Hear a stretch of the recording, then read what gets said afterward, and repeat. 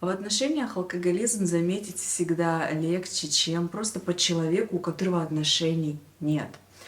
И здесь очень опасно, потому что когда я вам скажу сейчас слово алкоголик, вы кого себе представите? Наверняка такого прям деградирующего человека. Или человека, который валяется под забором, как говорят. Но реальность, она неожиданна. И алкоголизм очень часто выглядит социально вполне одобряемым. Ведь на самом деле, когда выпить по пятницам становится привычкой, или выпить по вечерам бокальчик вина становится привычкой, или там я сейчас нахожусь в Европе, и, например, сходить пообедать с другом в ресторан днем и обязательно выпить винишко. Да, это все же признаки алкоголизма. И давайте использовать во благо, что мы сейчас рассматриваем это в паре, потому что когда человек парный, у него есть партнер сейчас, прям здесь и сейчас, то если мы хотим диагностировать с вами, то мы в плюсе. У нас есть целых 2 человека, по кому можно диагностировать. Так как с человеком, у которого есть алкоголизм, всегда будет определенный партнер. Не какой-то разный, а пазликом недостающим к человеку с склонностью к алкоголической зависимости, ну вообще к разным зависимостям, будет определенный тип личности. Вы знаете об этом? В психологии есть 2 термина очень важных для понимания этой темы. Это зависимый, ну, соответственно, тот, кого тянет, да, быть зависимым от чего-то. Зависимым от алкоголя, наркотиков, игромании, шопинга, может быть. Вот такая, да, приятная зависимость. А второй всегда будет контрзависимым. Это человек тоже с определенным типом личности. А именно, как его узнать, контрзависимого? Он гиперконтролер. Ему нужно все контролировать. Куда пошел, с кем был, что пил, что ел, а как ты сам справишься, не справишься. Ай, ты не такой, все снова ты накосячился, тебя нужно переделывать. И этот контрзависимый человек, партнер, давайте нарисуем женщину образ. Например, жена контрзависимая, а муж зависимый. И вот эта контрзависимая женщина, она будет проживать 2 роли. Обычно, чаще всего. Она будет либо жертвой, она будет жаловаться, жаловаться, жаловаться, какая несчастная, какая жизнь несправедливая, какой он у меня плохой, но я от него не ухожу. Либо спасать, да, вот эти как раз-таки отношения держатся на спасательстве. Мы иногда с вами смотрим на какие-то пары, там, почему они вместе, непонятно, но он такой ужасный никакой. Что же она делает с ним в отношениях? Она делает с ним следующее, спасает его. Ей очень нужно спасать, чтобы почувствовать свою значимость, потому что если она не будет никого спасать, она вообще теряет самоощущение. Это, конечно же, люди с очень низкой самооценкой. И если мы видим, что рядом с каким-то человеком партнер гиперконтролирующий, постоянно спасающий или постоянно жалующийся на то, что он жертва обстоятельств, и он ни в чем не виноват, а все вокруг виноваты, то это может быть одним из признаков, стоит присмотреться. А тот, на кого жалуются, а тот, кого спасают, пьет ли он больше, чем нужно?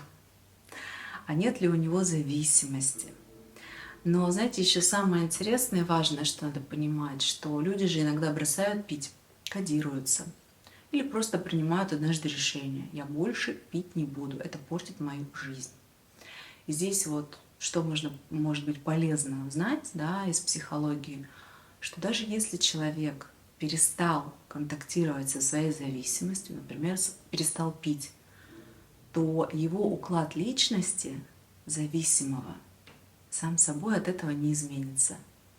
А зависимый, как и контрзависимый, имеет ряд характеристик. Будем говорить на примере, что была у нас жена контрзависимая, да, а муж зависимый. И тогда это какой мужчина? Инфантильный, не любящий сам принимать решения, сомневающийся, не желающий брать ответственность за свою жизнь.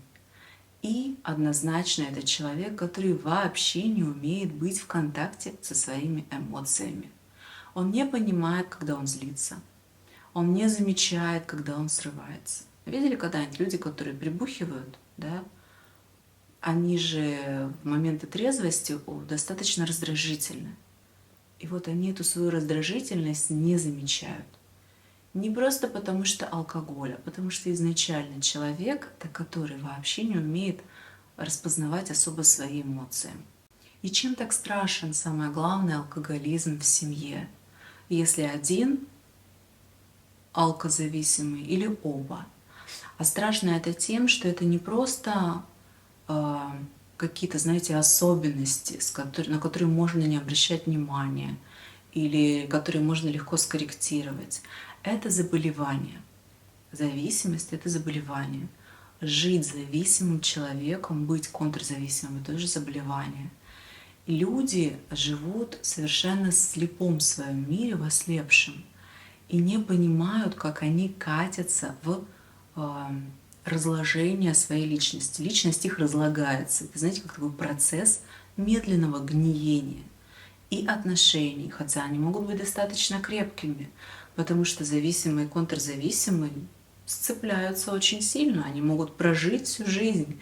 И мы даже с вами, если не будем знать со стороны эту их особенность, будем думать: блин, какая крепкая пара, несмотря на все так живут, и кто-то даже, может быть, восхищаться будет крепостью их пары, а зря, потому что если два больных человека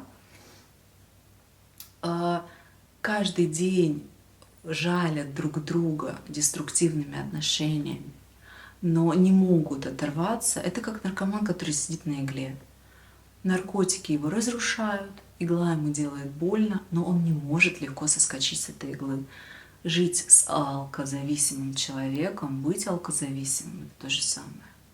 И лечится это обязательно только психотерапией. Просто отказаться от алкоголя помогает, конечно, помогает не разлагаться дальше. Да? То есть это как будто останавливает процесс гниения, но просто отказаться от алкоголя и не начать взрослеть, развиваться и учиться быть в контакте со своими чувствами тому, кто увлекался этим алкоголем, да, этого будет недостаточно.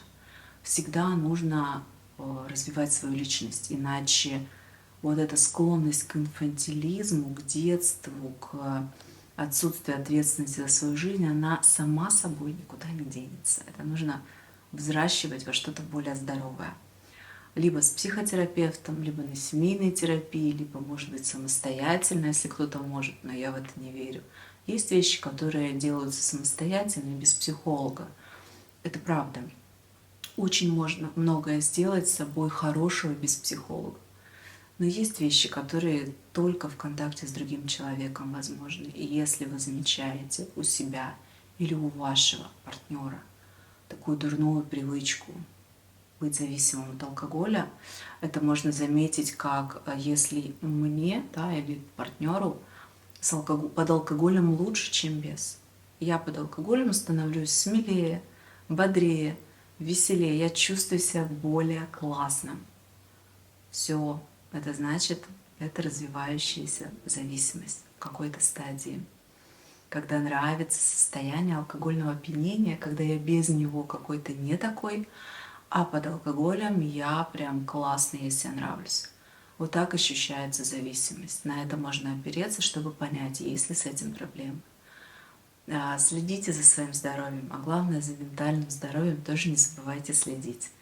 Подписывайтесь на канал, пишите комментарии, вопросы, если какие-то есть. Ставьте лайк, пожалуйста, если досмотрели до конца. И до встречи в следующих видео на этом канале.